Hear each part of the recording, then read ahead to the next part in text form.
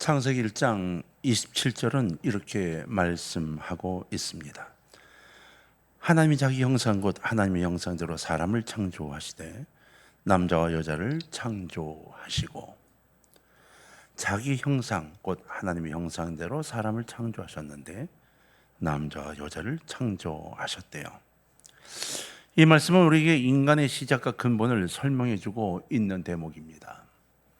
하나님께서는 사람을 창조하시면서 하나님 본인의 형상대로 만드셨다는 겁니다. 이 말씀에 사용된 형상이란 뜻은 닮은 꼴이란 뜻을 품고 있어요. 영어 성경 킹제임스 버전에는 in his own image라고 되어 있습니다. 그의 이미지를 소유하고 있다는 거예요. 그 안에서 창조가 되었다는 거죠. 좀 더 이것을 의역하면 하나님을 닮은 존재, 이렇게 됩니다. 그러니까 하나님의 형상이라는 것은 하나님을 닮은 존재로서의 탄생을 의미하는 거예요. 26절에는 하나님이 이르시되 우리의 형상을 따라 우리의 모양대로 우리가 사람을 만들고 그들로 바다의 물고기와 하늘의 새와 가축과 온 땅과 땅에 있는 모든 것을 다스리게 하자 하시고, 이렇게 말씀하셨어요. 이 말씀에 사용된 모양대로 라이크니스라고 되어 있습니다. 킹제임스 버전에 라이크니스라고 되어 있는데 우리말로 굳이 바꾼다면 뭐처럼이니까 유사하게, 이렇게 된 뜻이 되죠. 사람이 하나님과 비슷한 존재로 창조되었다는 것을 의미하는 거예요. 이거 엄청난 거죠. 하나님 인간을 창조하셨는데 당신을 닮게 창조하신 것만이 아니라 당신과 가장 비슷하게 만드셨다는 거예요. 그러니까 거의 같다는 거예요. 그렇게 만드셨대요. 사람이 하나님과 비슷한 존재로 창조되었다. 정말 감당하기 어려운 창조의 논리입니다. 창세기 1장 26절과 20절은 이 땅의 모든 창조물 가운데서 인간만이 하나님과의 교제의 대상이 될 수 있음을 설명해 주고 있는 거예요. 하나님 우리에게 이렇게 말씀하시는 거예요. 이 땅의 창조물이 그렇게 많지만 내가 이야기하고 서로 대면할 수 있는 것은 너희밖에 없어 라고 말씀하시는 거예요. 자, 여기서 한 가지 중요한 게 있죠. 여러분은 어떤가요? 여러분 하나님과 개인적인 대면을 갖고 계시나요? 하나님과 개인적인 대화를 하고 계시나요? 하나님과 개인적인 교제가 있나요? 하나님이 유일하게 교제할 수 있는 대상으로 만든 인간이 우리인데, 이 땅에는 인간이 얼마나 많은 사람들이 있다고 하지만 대체 얼마나 되는 사람이 진짜 하나님과 교제하고 있는 걸까요? 자, 이 질문은 나중으로 다시 한번 돌립시다. 우린 이것을 알아야 돼요. 인간이 얼마나 고귀한 존재인가. 하나님의 형상에 대한 해석은 시대에 따라서 계속 바뀌었어요. 다시 말하면 인본주의가 인문학과 연결이 되면서 계속 이 해석을 바꿔왔던 겁니다. 계몽주의 시대에는 형상이라는 단어를 추리하는 능력으로 봤어요. 영재주의자들은 영적인 능력으로만 봤고, 빅토리아 시대에는 도덕적인 판단력으로 해석을 하고 싶어 했어요. 르네상스 시대, 예술적 창의성으로 봤어요. 그 시대의 특성에 따라 해석을 하고 싶어 했던 거죠. 인간은요, 근본적으로 모든 피조물과 구별이 됩니다. 눈으로 볼 수 없는 하나님을 닮은 존재, 바로 사람이기 때문인 겁니다. 그래서 하나님이 우리에게 특별한 존재로 창조해 주시고 이렇게 말씀하셨어요. 다스리라. 이 땅을 다스리라. 너희에게만 할 수 있는 명령이라는 거예요. 그것 또한 창조물에게도 다스리라는 표현을 사용하시지 않죠. 인간에게만 이렇게 말씀하신 거예요. 제가 어릴 때 그게 궁금해서 질문을 했어요. 초등학교 때인데 선생님 손을 들고 용감하게, 하나님이 그러면 사람들하고 이야기를 하시나요? 그렇지. 그럼 하나님이 개하고 소하고도 말하시나요? 그거 물어봤어요. 선생님이 저를 부르셔서 저를 얼마나 혼냈는지 몰라요. 그런 거 애들 앞에서 물어본다고. 아니, 몰라서 물어봤는데 그 대답을 못 들었어요. 그게 굉장히 궁금했어요. 여러분 어떻게 생각하세요? 네, 아마 하나님과는 대화가 될 겁니다. 우리하고는 대화가 안 돼도 하나님 그들이 짓고 그들이 생각하는 말 아시겠죠.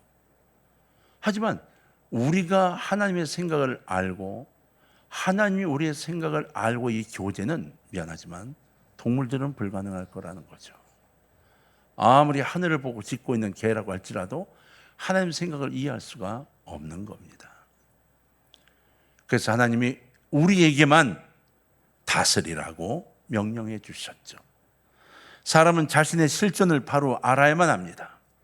바로 우리 자신이 하나님의 형상을 지닌 경이롭고 존귀한 존재라는 사실, 이것을 알고 있어야 한다는 거예요. 오직 인간에게만 판단력이 있고 창의력이 있습니다. 인간의 능력은 정말 무한합니다. 하나님이 만드신 모든 것이 기적이지만 인간 창조 같은 기적은 정말로 없습니다. 다윗왕은 시편 139편 14절에서 내가 주께 감사함은 나를 지으심이 심히여 기묘하심이라. 주께서 하시는 일이 기이함은 내 영혼을 잘 아나이다. 이렇게 고백했어요. 기묘하다고 말했어요. 심히 기묘해서 감히 헤아릴 수 없는 것, 이것이 바로 우리 인간이군요 라고 고백한 거예요. 여러분 어떠신가요? 윌리엄 셰익스피어는 인간에 대해 이렇게 말했죠. 인간이란 얼마나 훌륭한 예술 작품인가. 이성에 있어서 얼마나 고상하며 능력에 있어서 얼마나 무한한가. 형체와 운동에 있어서 얼마나 유연하고 인식에 있어서 얼마나 신적인가. 이 셰익스피어 이야기예요. 셰익스피어는 인간에 대해 아주 격찬을 했습니다. 그렇습니다. 인간은 하나님을 닮은 유사한 존재입니다. 그러므로 우리는 우리 스스로에 대하여 자긍심과 그리고 자존감을 가져야 하는 거고, 그럴 수 있다고 성경은 이야기하고 있습니다. 하나님은 인간을 지으실 때 다스리는 자로 만드셨어요. 그리고 말씀하셨습니다. 그들로 바다의 물고기와 하늘의 새와 가축과 온 땅과 땅에 있는 모든 것을 다스리게 하자. 1장 26절 하반절의 기록이에요. 이렇게 세 분이 의논하시면서 결정하신 거예요. 성부와 성자와 성령 그분이 함께 이 땅을 창조하시며 의논하고 묻고 말씀하신 거예요. 모든 것을 다스리게 하자. 알고 계십니까? 내가 열등감을 다스리지 못하면 열등감이 나를 다스리고 맙니다. 어제 나가서 저는 그들을 보면서, 동성애자들을 보면서 저렇게 할 수밖에 없는 그 안타까움을 느꼈어요.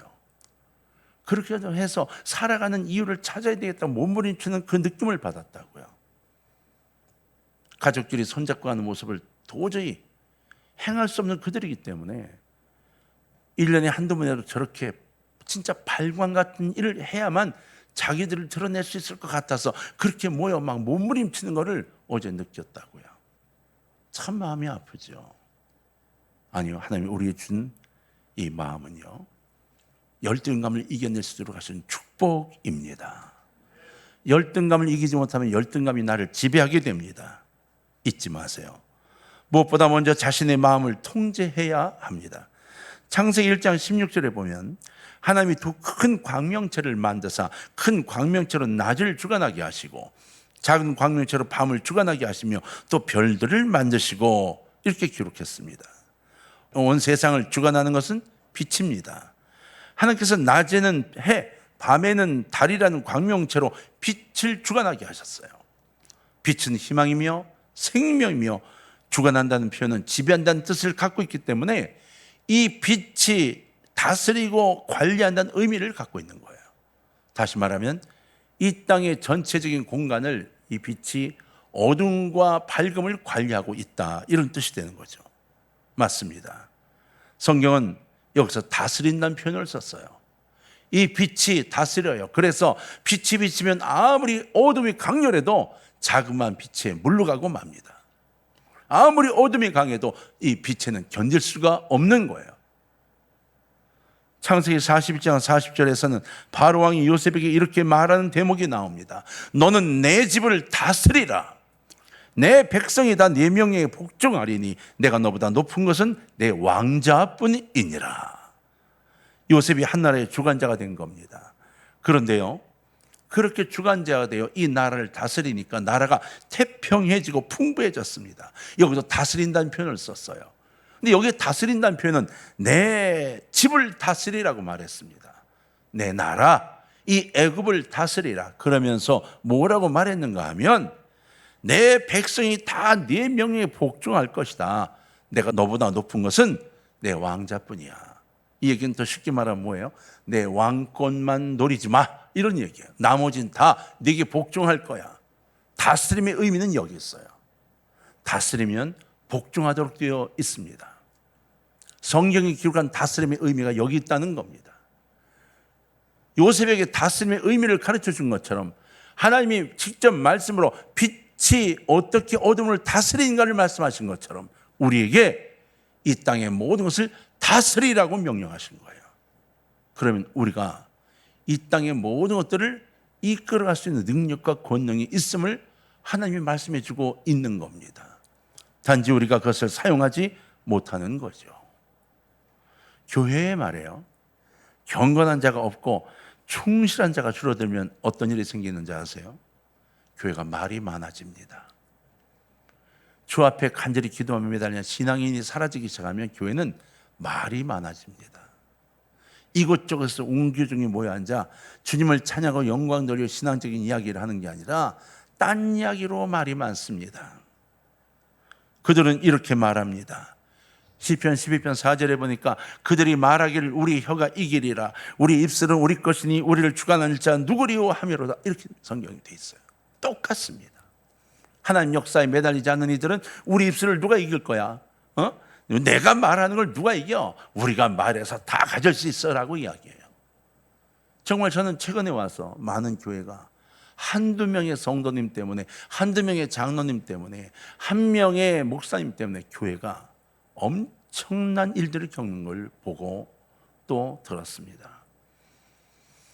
교회 건축을 멈추고 수십억의 손해를 봤는데도 나 몰라라 하는 분들이 계신가 하면, 교회 짓는 걸 아예 포기할 수밖에 없게 만들어 놓고도 끝까지 내가 잘했다고 주장하는 분들도 있는 걸 봅니다. 저는 그분들이 그랬습니다. 하나님이 계시는 걸 정말 믿고는 있는 거냐? 당신은 하나님이 계시는 걸 알고는 있느냐? 믿지 않아도 좋아, 알고는 있어 라고 물어봤습니다. 교회는요, 하나님의 자녀들의 모임입니다. 하나님의 사람들의 모임이에요. 그런데 하나님이 내 안에 계시지 않으면 저절로 이렇게 입술을 지배당하게 되고 사탄이 주관하게 됩니다. 죄가 교회와 우리의 가정을, 그리고 나를 주관하지 못하게 하려면 여러분, 교회가 은혜 아래 있어야만 합니다. 우리 스스로가 은혜 안에 있도록 나를 자꾸 주님께 내어 밀어야 됩니다. 은혜 안에 있다는 말은 하나님이 주관하신다 이런 뜻이고 하나님이 다스린다 이런 뜻이에요. 할렐루야. 여러분, 우리 모두가 하나님이 다스림 속에 있는 축복받은 사람이 되길 주의 이름으로 축원합니다. 은혜가 죄를 다스리는 것이에요. 그러므로 우리가 지금 죄를 이길 만한 은혜를 사모하는 성도가 되어야만 한다는 겁니다. 저는 여러분 모두가 다 이 은혜를 사모해서 죄를 다스리고 죄로부터 벗어나고 이겨내는 아름다운 십자가의 군병이 되어야 한다는 겁니다. 예수님께서는 다스리는 자로 오셨어요. 그렇죠? 마태복음 2장 6절에 보면 또 유대 땅 베들레헴아 너는 유대 고을 중에 가장 작지 아니하도다. 네게서 한 누가 다스리는 자가, 누가 다스리는 자가 나와서 내 백성 이스라엘의 목자가 되리라 하였음이니이다. 할렐루야. 우리 한번 이 성경을 같이 읽어볼까요? 마태복음 2장 6절입니다. 자, 화면을 보시면 화면에 나와 있나요? 자, 시작합시다. 시작. 또 유대 땅 베들레헴아 너는 유대 고을 중에서 가장 작지 아니하도다. 네게서 한 다스린 자가 나와서 내 백성 이스라엘의 목자가 되리라 하였습니다. 네, 아멘. 다스리는 것은 복잡하지 않도록, 문란하지 않도록 보살피고 바로 잡는 것을 의미합니다. 잘못하는 사람은 벌을 주고 병든 자는 고치고 어리석은 자는 깨우치는 겁니다. 교회에서 사용하는 다스린다는 말은 하나님의 카리스마로서 회중을 인도하고 치리하는 행위를 말해요. 그러니까 우리에게 다스림을 주셨다면 그 다스림으로 그냥 내 권력 가지고가 아니라 하나님 부여하신 그 능력과 은혜로 품고 간다는 것을 의미한다는 것입니다. 가나안의 광야교회가 불기둥과 구름기둥으로 이끌렸어요. 밤에는 불기둥을 따라 움직였고 낮에는 구름기둥을 따라 움직였습니다. 사사시대 이스라엘 사람들이 기도원에게 말하기를 당신이 우리를 미디안의 손에서 구원하였으니 당신과 당신의 아들 당신의 손자가 우리를 다스리소서, 이렇게 기도원에게 요청하죠. 이제 기도원이 점점 노쇠져가고 나이가 들어가니까 기도원에게 말하면서 당신과 당신의 자손 손자까지 우리를 다스려 달라고 요청한 거예요. 여러분, 사사기 8장 23절 기도원은 뭐라고 이야기를 했을까요? 기도원이 그들에게 이르되 내가 너희를 다스리지 아니하겠고 나의 아들도 너희를 다스리지 아니할 것이요 여호와께서 너희를 다스리시리라 하리라 그랬어요. 할렐루야. 여호와께서 너희를 다스리시리라. 이 위대한 고백이 기도원을 만들어 냈던 겁니다. 우리는 다 내가 있을 때 잘 되고 내가 있어야 잘 되고 나밖에 안 된다고 생각하고 살아가는 것 같아요. 아니요, 한 글자만 제발 더 붙입시다. 한 글자만 더 붙입시다. 누구의 형상을 따랐다고요? 하나님의 형상을, 하나님을 닮았다는 거예요. 여러분, 인 아운이라고 표현하셨어요. 우리도 그렇게 합시다. 하나님 안에서의 내가라고 씁시다. 내가 있어 이렇게 됐어요 라고 하고 싶거들랑 하나님이 역사하셔 나를 이끄셔서 이렇게 됐다고 조금만 더 붙이십시다. 그래서 하나님이 다스리는 사람, 그 첫 번째가 내가 됐다고 고백하는 신앙인이 되어 보십시다. 할렐루야. 자, 우리 옆에 사람한테 한번 이야기해 볼까요? 하나님이 저와 함께 하셨어요. 한번 이렇게 얘기해 봅시다. 시작. 그래서 이만큼 컸습니다. 그래요. 이러한 고백의 형태가 우리에게 필요한 것이죠. 나밖에는 안 됩니다라는 표현은 실은 성경적으로는 불가능한 이야기입니다. 사랑하는 성도 여러분, 하나님께서 여러분을 다스리시도록 여러분 자신을 내려놓으시기를 부탁합니다. 그러면 하나님의 명령이신 바다의 물고기와 하늘의 새와 가축과 온 땅에 있는 모든 것을 다스리게 될 것입니다. 두 번째로 하나님은 개발하라고 명령하셨어요. 창세기 1장 28절에서 하나님이 그들에게 복을 주시며 하나님이 그들에게 이르시되 생육하고 번성하여 땅에 충만하라, 땅을 정복하라, 바다의 물고기와 하늘의 새와 땅에 움직이는 모든 생물을 다스리라 하시니라 하셨습니다. 여기서 말하는 정복하라는 말씀은 하나님이 주신 자연을 개발하라는 뜻이에요. 그렇습니다. 인간은 개발해야 할 의무를 가지고 태어난 겁니다. 그냥 여기가 좋사오니 주저앉는 게 아니라 무엇인가를 더 개발하고 싶어하고 무엇인가 더 나가기를 소원해야 된다는 거예요. 개발이란 개척하고 발전시키는 거잖아요. 물적, 인적 자원을 동원하여 경제적 가치를 높이는 것만이 아닙니다. 아이들을 교육시키고 지능을 깨우쳐 창의력을 북돋아 주는 것도 개발이고요. 영적인 개발도 확실한 개발입니다. 사도 바울이 디모데를 만나고 싶어 했던 가장 큰 이유가 뭔지 아십니까? 바로 디모데의 영적 개발이었어요. 그것 때문이었습니다. 디모데후서 1장 4절 6절에 보면 이렇게 바울은 디모데에게 글을 보냈습니다. 네 눈물을 생각하여 너 보기를 원하면 내 기쁨이 가득하려 함이니, 내가 기뻐지려고 너를 보고 싶다는 거예요. 5절에 이는 내 속에 거짓이 없는 믿음이 있음을 생각함이라. 이 믿음은 먼저 내 외조모 로이스와 내 어머니 유니게 속에 있더니 내 속에도 있는 줄을 확신하노라. 그리고 6절에 이렇게 되어 있습니다. 그러므로 내가 나의 안수함으로 내 속에 있는 하나님의 은사를 다시 불일하게 하기 위하여 너로 생각하게 하노니. 아멘. 바울의 꿈은 이거였어요. 디모데야, 내가 너를 만나 안수하면서 말이야, 하나님의 은사가 다시 막 불일듯 일어나게, 그걸 꿈꾸고 내가 너를 보고 싶은 거야. 이렇게 이야기한 거예요. 여러분, 성도 간의 만남에서 돈의 오구감을 기대하며 만나는 그런 만남을 기대하십니까? 아니요. 제발 불일듯 있는 영적 세계의 꿈을 갖고 서로가 좀 만날 수 있었으면 좋겠습니다. 예수님께서 귀먹고 벙어리인 사람에게 사용하셨던 에바다라는 표현이 있죠. 열려라, 이런 뜻입니다. 예수님께서 열리라 고 명령하실 때 입이 열리고 귀가 열리고 혀가 풀렸습니다. 예수님이 열리라고 명령할 때 그의 귀가 하나님의 말씀을 듣게 되고 그 입이 하나님을 찬송하게 된 것입니다. 여러분, 다친 마음, 다친 교회는 하나님의 은혜가 역사하지 않고 있고 못하고 있는 겁니다. 열린 마음, 열린 사람, 열린 가정, 열린 교회가 개발되어야 합니다. 우리만이 아니라 우리 옆에 교회도, 우리 주변의 교회도 열린 교회가 되도록 같이 기도해주고 같이 손잡고 나가야 하는 것입니다. 요한계시록에 기록된 빌라델비아 교회를 아시죠? 열린 교회였습니다. 계시록 3장 8절에 보면 볼지어다 내가 내 앞에 열린 문을 두었을 때 능히 닫을 사람이 없으리라. 내가 내 행위를 아노니 너는 작은 능력을 가지고서도 내 말을 지키며 내 이름을 배반하지 아니하였도다 말씀하셨어요. 작은 교회였습니다. 적은 무리가 모이는 교회, 그러나 큰 교회였습니다. 교회가 열려야 은혜가 임하고 말씀과 성령이 역사합니다. 예수님은 빌라델비아 교회를 향해서 열려 있다고 열린 문을 두었을 때라고 말씀하신 거예요. 열린 문이 있어야 개발이 옵니다. 열린 문이 있어야 더 높은 세계를 볼 수 있습니다. 예루살렘 교회가 옥에 갇힌 사도 베드로를 위해서 기도할 때 주의 사자가 나타나 옥문을 열고 끄집어내 주었죠. 기도하는 교회는 영적으로 개발됩니다. 기도의 문이 열리면 성령의 능력이 들어옵니다.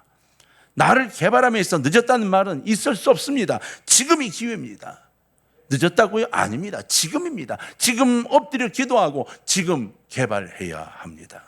바울은 이렇게 고린도후서에서 이야기했어요. 6장 2절에 보면 이르실 때 내가 은혜 베풀 때 너에게 듣고 구원의 날에 너를 도왔다 하셨으니 보라 지금은 은혜 받을 만한 때요 보라 지금은 구원의 날이로다.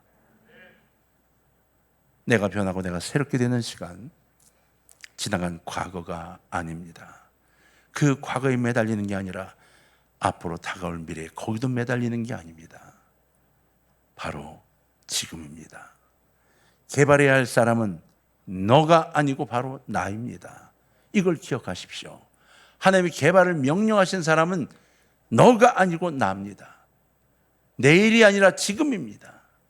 어제 그제 안 한 것이 아니라 지금 해야 할 것인 겁니다. 우리는 하나님의 형상대로 지음받은 존재들입니다. 나의 감이나 불만에 사로잡혀 있어서는 안 되죠. 내 앞에 영적인 사람을 키워내야 합니다. 적극적으로 생각하는 사람을 소극적인 걸 거부합니다. 근데 소극적인 사람은 적극적인 사람을 거부합니다. 여러분 제발 부탁입니다. 적극적이고 창조적인 그리스도인이 되시기를 주의 이름으로 부탁합니다. 한 걸음 걸어 나가는 사람, 무엇인가 하나님을 위해 더 하려고 애쓰는 사람, 찬양을 더 배우고 싶어하는 사람, 그리고 무엇인가 헌신할 걸 찾고자 하는 사람이 되시기를 주의 이름으로 부탁해요. 하나님은요, 아무리 나쁜 조건이 있더라도 최선의 결과를 향해 걸어가는 사람을 요구하고 계신 겁니다. 교회는 개인의 은사를 개발하고 그 능력을 키워나가는 하나님의 집입니다. 예배에 참여할 때마다 여러분, 예배가 신나고 즐겁고 기뻐져야 됩니다. 여러분 어떠신가요? 예배 시간에 찬양하며 즐겁고 기쁘고 말씀을 들으면 기쁘고 즐겁고 이렇습니까? 아니면 잠자리를 필 준비를 하십니까? 에? 여러분 기쁨의 시간이 되어야 합니다. 한 말씀을 들으면서 이것이구나 찾는 그 기쁨을 누려야 하고, 찬송을 부르며 이게 왜 이래 얘야 왜 이러니 그 즐거움과 환상적인 그리움과 이 성령의 충만함이 느껴져야 한다는 것이죠. 여러분 예배를 통해 성령님의 동행하심을 느끼고 무한한 강성을 갖고 있는 내 자신을 일으켜 세우시기를 주의 이름으로 부탁합니다. 하나님께서는 무에서 유를 창조하셨습니다. 그는 여호와여 창조자이십니다. 하나부터 시작하셨어요. 그래요, 우리도 마찬가지입니다. 이제 시작할 때인 겁니다. 하나님의 영광을 위해서 살아야 하고 하나님 그분만 가슴에 품고 살기를 원하시는 그분을 만나야 합니다. 모든 것을 다스리는 자로 보는 것을 개발하는 사람, 그 사람이 필요하다고 주님은 요청하고 계세요. 사랑하는 동강의 가족 여러분, 오늘 여러분 자신을 거울에 비춰보시기를 바랍니다. 그리고 거기에 자신감 있는 하나님의 자녀가 서 있는가 확인하시고 조금 불끈지고 감사하고 발걸음 힘차게 내딛는 오늘을 만드시기를 주의 이름으로 부탁합니다. 우리 모두가 하나님의 형상의 모습을 되찾는 10월이 되기를 주님의 이름으로 축원합니다.